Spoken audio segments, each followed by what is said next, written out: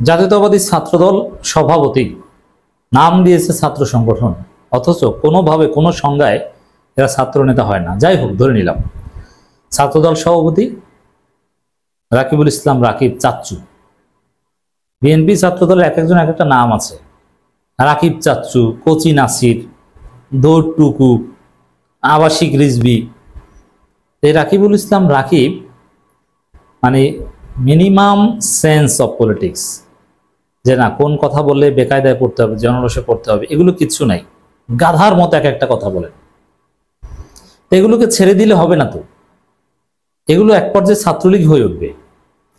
ছাত্রদল কি করেছে আপনারা দেখেছেন না? নেত্রকোনায় বন্ধুর হবু বউকে ধর্ষণ করেছে, বন্ধুকে পুলিশকে সিস্টেমে পুলিশের কাছে ধরিয়ে দিয়েছে, পরে অবশ্যই গ্রেপ্তার হয়েছে। এই হচ্ছে ছাত্রদলের চরিত্র। এই ছাত্রদল নেতা রাকিব বলেছে ছাত্রদলে আন্দোলন করেছে, কুমিল্লায় যে বলেছে এখানে শিবিরের কোনো অস্তিত্ব ছিল না, কুমিল্লার কথা, জামাত ইসলামের কোনো অস্তিত্ব ছিল না, এবং বৈষম্য বিরোধী আন্দোলনের কোনো নামগন্ধ ছিল না।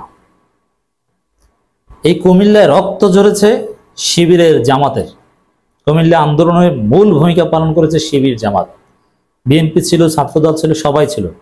যদিও সবচাইতে শক্তিশালী ফোর্স ছিল অরাজনৈতিক সাধারণ ফোর্স, যেটা বৈষম্য বিরোধী ছাত্র আন্দোলন ডাকে এসেছে। এমনকি কুমিল্লার আন্দোলনে, জুলাই আন্দোলনে বিএনপি, জামাত, শিবিরও নেমেছে বৈষম্য বিরোধী ছাত্র আন্দোলনের ব্যানারে।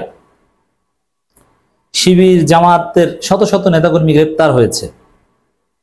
এমনকি বৈষম্য বিরোধী ছাত্র আন্দোলনের জাতীয় পর্যায়ে মূল নেতাদের বাড়ি সবার কুমিল্লা, বেশিরভাগই কুমিল্লার। সেই কুমিল্লায় জামাত, শিবির, বৈষম্য বিরোধী ছাত্র আন্দোলন কারো নাকি নামগন্ধ ছিল না, কেউ আন্দোলন করেনি, আর আন্দোলন করেছে বিএনপি ছাত্রদল। এটা ইতিহাসের জঘন্য মিথ্যাচার। অনেকে জবাব দিয়েছেন তথ্য বাবা। আমি এইসব তথ্য বাবা দিয়ে প্রতিবাদ করতে রাজি নেই। এই রাকিবকে ক্ষমা চাইতে হবে। তিনি কেন বলেছেন?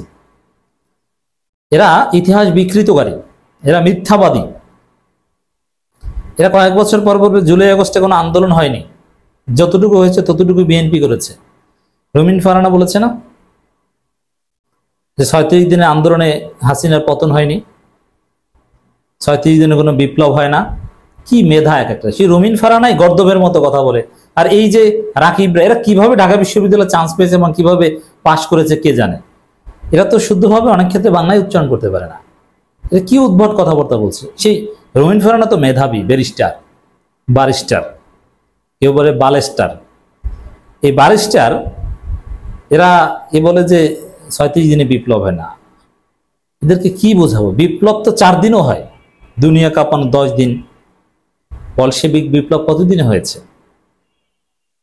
4 দিনে বিপ্লবের এক্সাম্পল রয়েছে, 7 দিন বিপ্লব, 13 দিনে বিপ্লবের এক্সাম্পল রয়েছে। বিপ্লব এরকম ঝড়ের গতিতে হয়?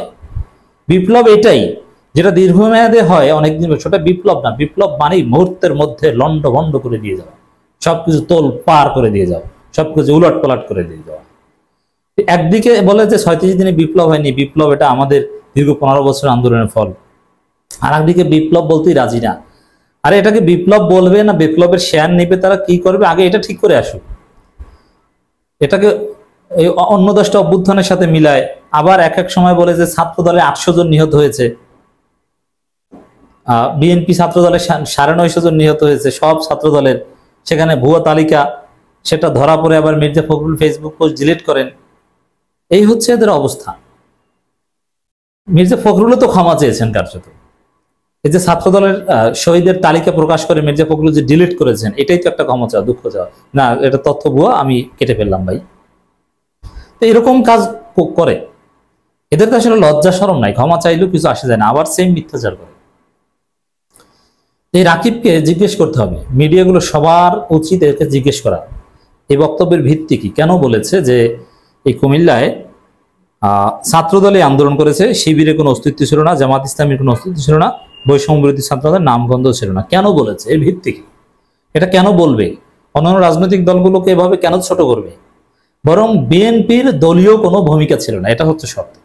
হ্যাঁ, বিএনপির সাধারণ সমর্থক, সাধারণ নেতাকর্মীদের অসাধারণ ভূমিকা ছিল। তারা লাঠি সাপ্লাই দিয়েছে, ককটেল সাপ্লাই দিয়েছে, আরো নানান পুলিশকে মারার বিভিন্ন সরঞ্জাম সাপ্লাই দিয়েছে, রাইট?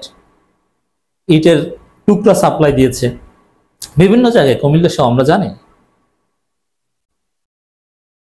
কিন্তু সাংগঠনিকভাবে বিএনপি কর্মসূচি কি ছিল? একটা গায়েবানা জানাজা কর্মসূচি দিয়েছিল, করতে পারেনি, ল্যাজ গুটিয়ে পালিয়ে গিয়েছে। একটা বিক্ষোভ ঠিক মতো করতে পারেনি, কি করেছে? তাহলে অবদান কার, ভূমিকা কার? সত্যকে অস্বীকার করছে। এর বিরুদ্ধে আমাদের প্রতিবাদ করতে হবে এবং রাকিবকে ক্ষমা চাইতে হবে।